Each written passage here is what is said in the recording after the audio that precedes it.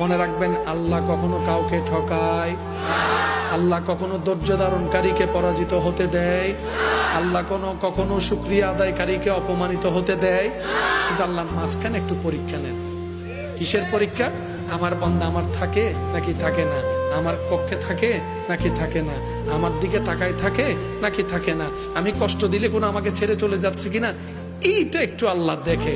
যখন দেখে বান্দা বলে যে আল্লাহ যা তুফান দেওয়ার দাও, তোমার রহমত ছাড়বো না, তোমার রহমত ছাড়বো না, তোমার দরবার ছাড়বো না, সিজদা দেওয়া বন্ধ করব না, নামাজ পড়া বন্ধ করব না, কোরআন তেলাওয়াত বন্ধ করব না, ক্ষমা করা বন্ধ করব না, মুস্কি হাসি কথা বলা বন্ধ করব না। যেদিন আপনার এই করাটা রবের কাছে পছন্দ হয়ে যাবে, এমন দেওয়া দিবেন আপনি আপনার ছেলে মেয়ে, আপনার নাতি নাতনি, 14 খানদান রাখার জায়গা পাবেন না।